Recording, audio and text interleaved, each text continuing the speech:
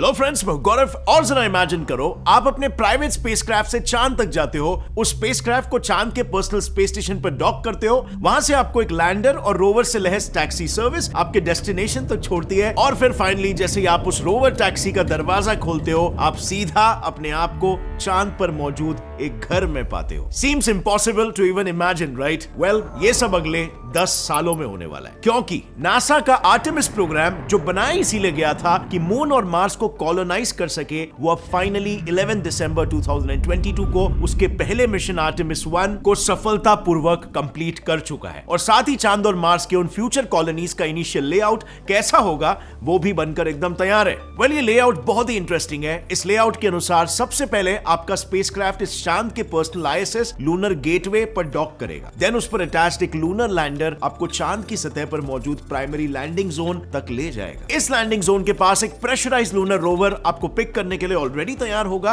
वो आपको करीब 500 से 600 मीटर दूर मौजूद एक लूनर कॉलोनी तक लेकर जाएगा, और वहां पहुंचते ही एक प्रेशराइज्ड टनल सीधा रोवर से कनेक्ट होगा। और फिर जैसे ही आप उस टनल से बाहर आओगे, आप सीधा अपने आप को उस कॉलोनी के हैबिटेट मॉड्यूल के अंदर पाओगे, जहां से आगे सब कुछ एक इंटरेस्टिंग मेज की तरह अरेंज्ड होगा। अब इसके अंदर ना सबसे पहले तो आपको एक सूट मेंटेनेंस एरिया दिखाई देगा, जहां अपना स्पेस सूट रखकर फिर अंदर आप जा सकते हो। देन वो एरिया सीधा एक मेन लिविंग एरिया में निकलेगा, जहां पर इंपॉर्टेंट लाइफ सपोर्ट और मॉनिटरिंग सिस्टम्स आपकी हर एक जरूरत का ख्याल रखेंगे। अब इसके अलावा रही बात लगेज और खाने पीने की, तो उसके लिए इसी लिविंग एरिया में एक और एक दरवाजा होगा जो सीधा कॉलोनी के लगेज मॉड्यूल में खुलेगा, और वहीं से फिर आगे जाने पर एक फूड प्रोडक्शन एरिया मिलेगा, जहां फल और सब्जियों को आर्टिफिशियली उगाया जाएगा। What's more? Well, इस सारे तामझाम के लिए एनर्जी का इंतजाम तो करना पड़ेगा ना बॉस। तो उसके लिए हैबिटेशन जोन से बस कुछ ही दूर मौजूद एक सोलर पार्क हमारी कॉलोनी को इलेक्ट्रिसिटी प्रोवाइड करेगा, और उसी के बगल में एक प्रोपेलेंट प्रोडक्शन और ट्रांसपोर्ट जोन हमारे लैंडर्स और रॉकेट्स के लिए रेगुलरली फ्यूल भी बनाएगा। अब ये सब सुनकर, इतनी बारीक प्लान्स के बारे में जानकर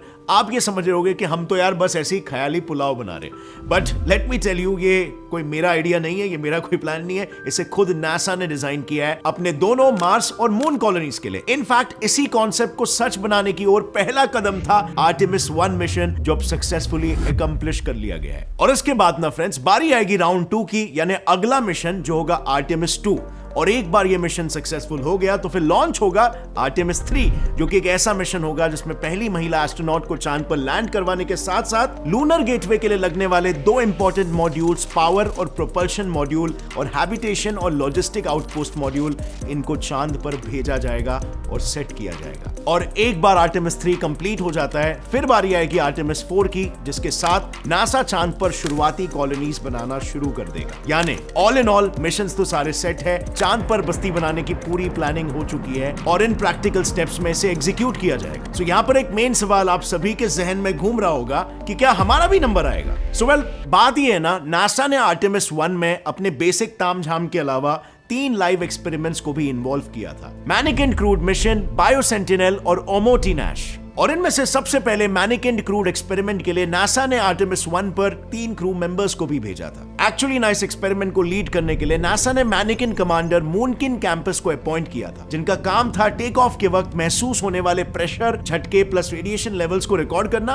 और फिर उसकी इंफॉर्मेशन मिशन के बाद नासा तक पहुंचाना। अब इस काम के लिए कैंपस पर एक ऐसा रेडिएशन सेंसर लगाया गया था जिसमें 2 इलेक्ट्रोड्स अटैच थे। ऐसे सेंसर से होता यह है कि जैसे ही high energy radiations like UV और एक्सरेज सेंसर पर स्ट्राइक करती है, उनकी हाई एनर्जी की वजह से सेंसर्स में मौजूद आर्गन गैस आयोनाइज होने लगती है, और उससे निकले आयोनाइज इलेक्ट्रॉन्स बाहर निकलकर उन सेंसर में मौजूद इलेक्ट्रोड्स के बीच में करंट के रूप में फ्लो होने लगते हैं। और फ्लो होता यही करंट फिर आगे बताता है कि स्पेस शटल में रेडिएशन का लेवल क्या था, क्योंकि इन्हीं डिटेक्टेड रेडिएशन लेवल से साइंटिस्टों को स्पेसक्राफ्ट और स्पेस सूट्स के आगे की डेवलपमेंट कैसे करनी है और उसके लिए क्या क्या रिसोर्सेज और स्किल सेट लगेंगे, ये सब डिसाइड करने में मदद मिलती है। ठीक उसी तरह जिस तरह हम अपने स्किल्स को यूज और डेवलप करके अपने करियर में आगे बढ़ते हैं, एक्सेप्ट सम जो अनफॉर्चुनेटली वहीं पर रह जाते हैं। बट टेंशन नॉट, जैसे कि मैंने अपने पिछले वीडियोस में भी बताया, नेक्स्ट लेवल अनअकैडमी ग्रुप एक गेमिफाइड कोडिंग कंपटीशन प्लेटफॉर्म लाया है, जहां पर आप फन और एक्साइटिंग कोडिंग मैचेस खेलकर प्रोफेशनल रेटिंग ले सकते हो, और उन रेटिंग्स की मदद से इंडिया की टॉप कंपनीज की पेटीएम,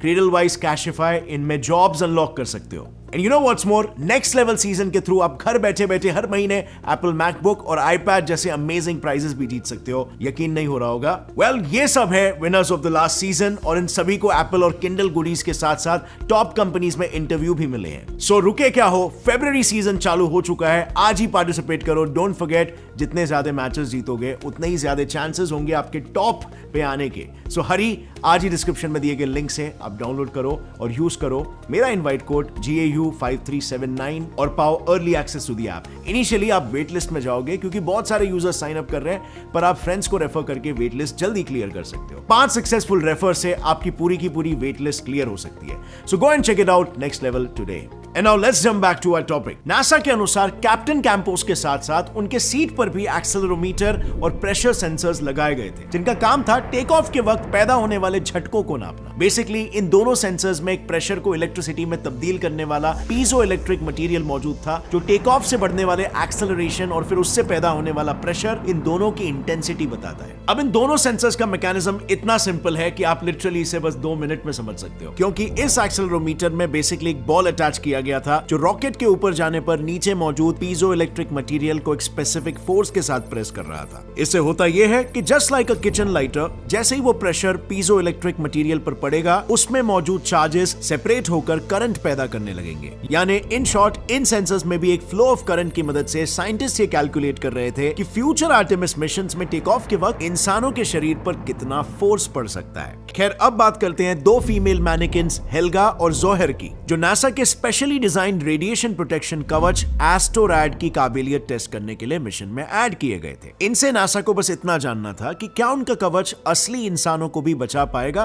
या सारी मेहनत पानी में चली जाएगी। अब इसके रिजल्ट्स तो अब तक नासा ने रिवील नहीं किया, पर नासा नोस कि जब असली इंसान इन्वॉल्व हो तो सिर्फ न्यूमेरिकल वैल्यूज पर डिपेंडेंट नहीं रख सकते, क्योंकि कई बार एस्टिमेटेड और रियल कंडीशंस में जमीन आसमान का फर्क होता है और एक गलत फैसला किसी की जान ले सकता है। सो मैनिकिन्स के अलावा नासा ने सोचा कि क्यों ना बायो सेंटिनल एक्सपेरिमेंट के नाम सीधा असली जीव या एटलीस्ट उनके डीएनए को आर्टेमिस 1 पर भेजा जाए। इस एक्सपेरिमेंट में आर्टेमिस 1 स्पेसक्राफ्ट ने चांद से पहले पृथ्वी के कुछ चक्कर काटकर उसके ऑर्बिट में कई सारे छोटे छोटे क्यूबसैट सैटेलाइट्स रिलीज किए, और हर एक क्यूबसैट में कार्ड था जिस पर यूकैरियोटिक ईस्ट सेल्स के 2 अलग अलग सैंपल्स को अटैच किया गया था। एक सैंपल ऐसा था कि उसमें उन सेल्स का डीएनए बिल्कुल नॉर्मल था, और दूसरा सैंपल ऐसा था जिसमें जेनेटिक इंजीनियरिंग की मदद से उन सेल्स का DNA repair mechanism genetic level पर ही डैमेज था। मतलब अब जैसे ही आर्टेमिस 1 पृथ्वी के एटमॉस्फेयर से बाहर निकलकर क्यूबसैट्स को डीप स्पेस में डिप्लॉय करता, इन क्यूबसैट्स का काम था कि अपने बायो सेंसर्स की मदद से रेडिएशन की वजह से ईस्ट सेल्स और उनके डीएनए में होने वाले बदलावों को रिकॉर्ड करे और फिर उन चेंजेस को गहराई से स्टडी करके क्या ह्यूमंस उस हाई रेडिएशन एटमॉस्फेयर में सर्वाइव कर पाएंगे, इसका जवाब ढूंढने में साइंटिस्टों की मदद करे। अब ये एक्सपेरिमेंट इसीलिए जरूरी था क्योंकि ह्यूमंस और ईस्ट के सेल मैकेनिज्म्स काफी ज्यादा सिमिलर होते हैं, इंक्लूडिंग डीएनए डैमेज और रिपेयर से जुड़ा सिस्टम। सो एक तरह से ईस्ट को आर्टेमिस 1 पर भेजना इंसानों को या फिर किसी इंसानी डीएनए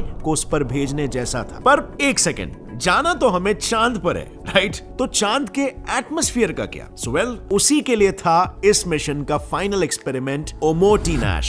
ये बेसिकली बस एक छोटा सा स्पेसक्राफ्ट प्लस लैंडर मॉड्यूल था जिसे बस मून की सतह पर लैंड करना था ताकि चांद के एनवायरनमेंट में मौजूद रेडिएशंस को स्टडी किया जा सके, और इससे बेसिकली चांद पर कॉलोनी बसाने से पहले हमें पृथ्वी के आउटर एटमॉस्फेयर के साथ साथ लूनर सरफेस के भी खतरों का प्रॉपर अंदाजा हो। सो इन शॉर्ट, इन तीनों एक्सपेरिमेंट्स का मेन मकसद बस इतना था कि आर्टेमिस 1 मिशन स्पेस और चांद के वातावरण की इतनी पुख्ता जानकारी लेकर लौटे कि असली इंसानों को भेजते वक्त नासा पूरी तरीके से श्योर हो कि वो वापस सेफली घर ही लौटेंगे भैया। इनफैक्ट आप मानोगे नहीं, लेकिन नासा साइंटिस्ट तो आर्टेमिस 1 मिशन जैसे अनक्रूड स्पेसक्राफ्ट की सेफ्टी के लिए भी इतने डेडिकेटेड थे कि लॉन्च से जस्ट पहले उसके फ्यूल लीक को रिपेयर करने के लिए उस फ्यूल से भरे रॉकेट के पास चले गए थे। दरअसल इस मिशन को लॉन्च करने के लिए नासा ने अब तक का अपना सबसे powerful rocket space launch system SLS इस्तेमाल किया था, जो करीब 3 टन के टोटल 9 भारी भरकम हमर्स को तक चांद तक लेके जाने की काबिलियत रखता है। लाइक आप मानोगे नहीं, अगर ISS बनाते वक्त इतना पावरफुल रॉकेट हमारे पास होता ना, तो एक अखे फुटबॉल फील्ड जितने बड़े ISS के सारे पुर्जे, जिन्हें ओरिजिनली 10 साल और 30 से भी ज्यादा स्पेस मिशंस लगे, वो महज 15 से 16 ट्रिप्स में स्पेस में पहुंचा दिया होता, वो भी माइंड यू कम फ्यूल में, क्योंकि नासा ने आर्टेमिस 1 लॉन्च के लिए इसरो की मंगलयान वाली स्ट्रेटेजी अपनाई थी। उन्होंने आर्टेमिस 1 के ओरियन स्पेसक्राफ्ट को डायरेक्टली चांद की ओर शूट करने के बजाय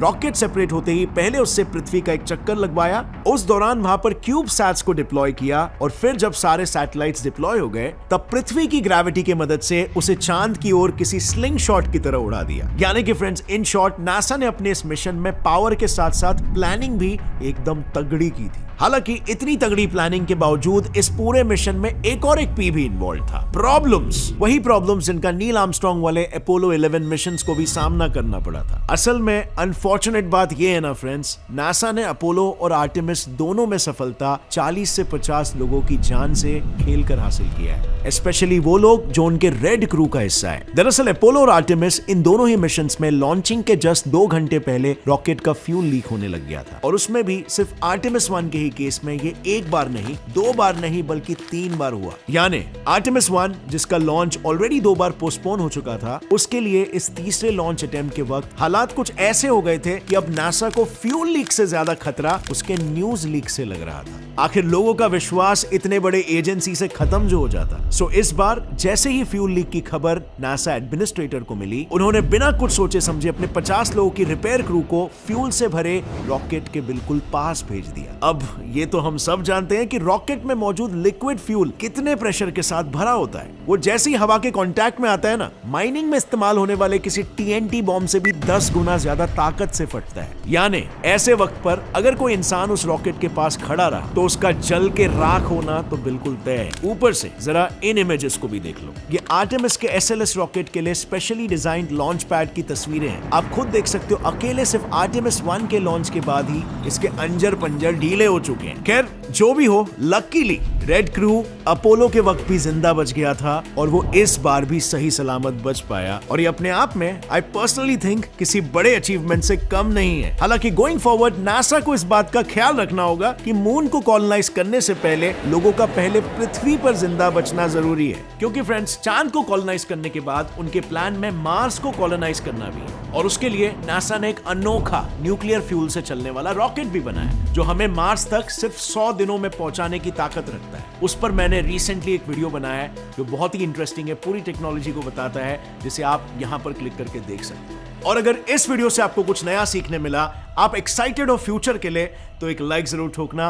gets it fly science channel को भी सब्सक्राइब कर लो और बेल नोटिफिकेशन दबाओ ताकि आगे आने वाली हमारी कोई भी वीडियो की अपडेट आप मिस ना कर सको।